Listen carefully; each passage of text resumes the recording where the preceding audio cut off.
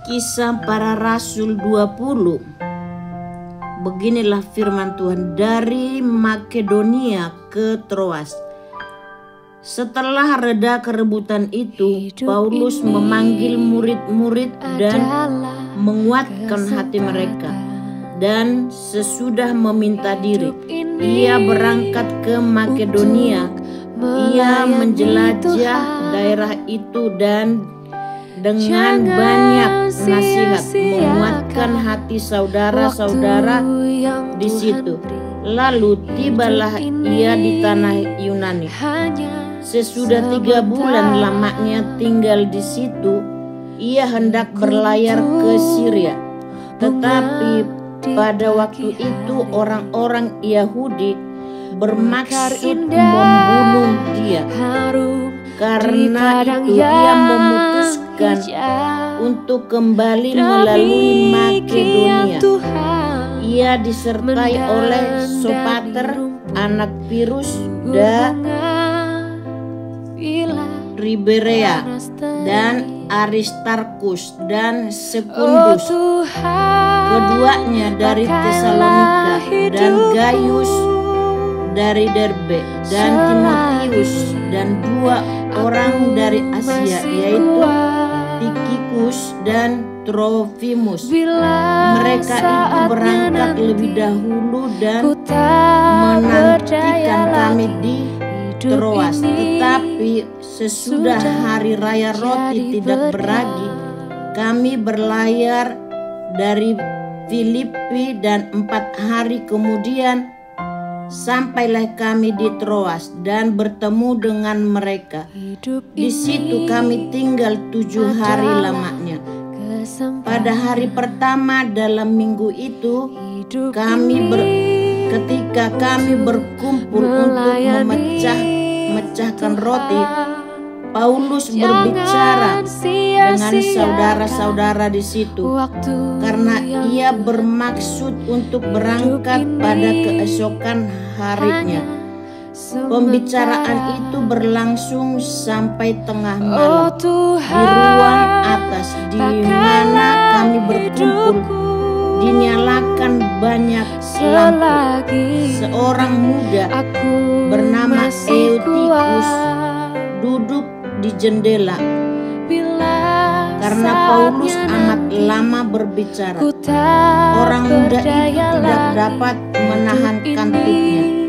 Akhirnya ia tertidur lelap dan jatuh dari tingkat ketiga ke bawah.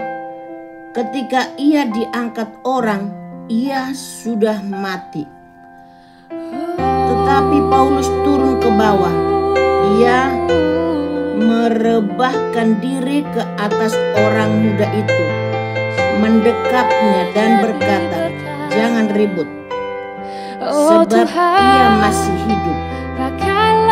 Setelah kembali di ruang atas, Paulus memecah-mecahkan roti lalu makan. Habis makan, masih lama lagi ia berbicara sampai fajar menyingsing. Kemudian ia berangkat. Sementara itu mereka mengantarkan orang muda itu hidup ke rumahnya, dan mereka semua merasa sangat terhibur. Dari Troas ke Miletus, kami berangkat lebih dahulu ke kapal dan berlayar ke Asos dengan maksud untuk menjemput Paulus di situ sesuai dengan pesanannya, sebab ia sendiri mau berjalan kaki melalui darat. Ketika ia bertemu dengan kami di Asos, kami membawanya ke kapal, lalu melanjutkan pelayaran kami ke Metilene. Dari situ kami terus berlayar, dan pada keesokan harinya kami berhadapan dengan Pulau Kios. Pada hari berikutnya kami menuju Samos, dan sehari kemudian tibalah kami di Miletus. Paulus telah memutuskan untuk tidak singgah di Efesus supaya jangan habis waktunya di Asia, sebab ia berburu-buru agar jika mungkin ia telah berada di Yerusalem pada hari Raya Pentakosta. Perpisahan Paulus dengan para penatua jemaat Efesus. Karena itu ia menyuruh seorang dari Miletus ke Efesus dengan pesan supaya para penatua jemaat datang ke Miletus. Sesudah mereka datang, berkatalah ia kepada mereka, "Kamu tahu bagaimana aku hidup di antara kamu sejak hari pertama aku tiba di Asia ini. Dengan segala rendah hati aku melayani Tuhan. Dalam pelayanan ini aku banyak mencucurkan air mata dan banyak mengalami pencobaan dari pihak orang Yahudi yang mau membunuh aku.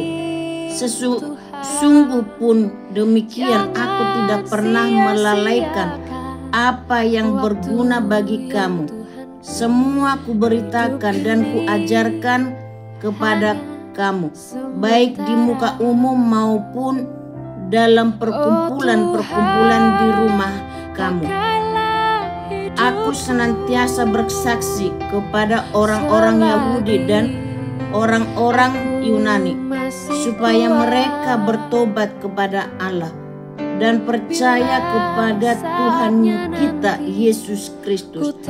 Tetapi sekarang sebagai tawanan roh aku pergi ke Yerusalem dan aku tidak tahu apa yang akan terjadi atas diriku di situ, selain daripada yang dinyatakan Roh Kudus dari kota ke kota kepadaku, bahwa penjara dan sengsara menunggu aku.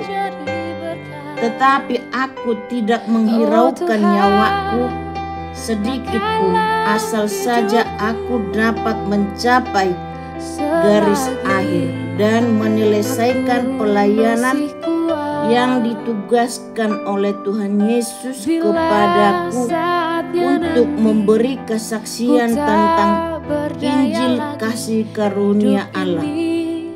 Dan sekarang aku tahu bahwa kamu tidak akan melihat mukaku lagi, kamu sekalian yang telah ku kunjungi untuk memberitakan kerajaan Allah. Sebab itu pada hari ini aku bersaksi kepadamu bahwa aku bersih, tidak bersalah terhadap siapapun yang akan binasa. Sebab aku tidak lalai memberitakan seluruh maksud Allah kepadamu. Karena itu jagalah dirimu dan jagalah seluruh kawanan, karena kamulah yang ditetapkan Roh Kudus menjadi penilik untuk mengembalakan jemaat Allah yang diperolehnya dengan darah anaknya sendiri.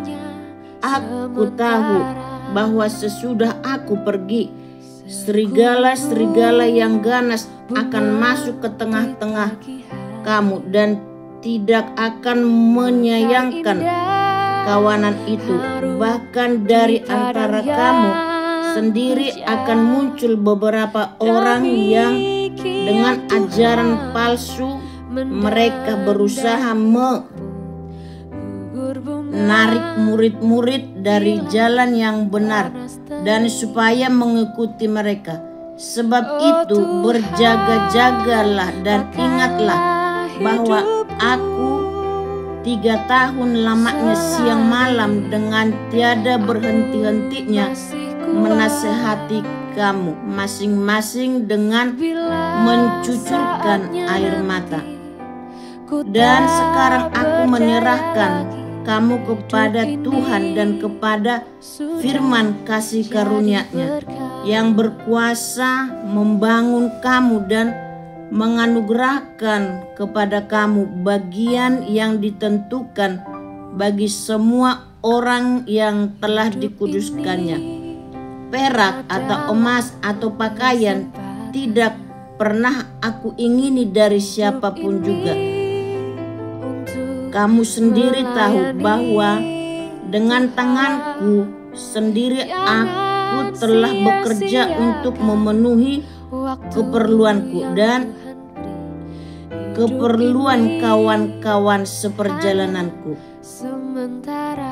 Dalam segala sesuatu telah kuberikan contoh kepada kamu, bahwa dengan bekerja demikian kita harus membantu orang-orang yang lemah dan harus mengingat perkataan Tuhan Yesus.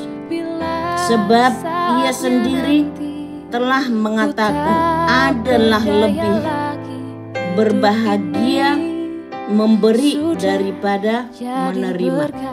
Sesudah mengucapkan kata-kata itu, Paulus berlutut dan berdoa bersama-sama dengan mereka semua. Maka menangislah mereka semua terseduh-seduh dan sambil memeluk Paulus.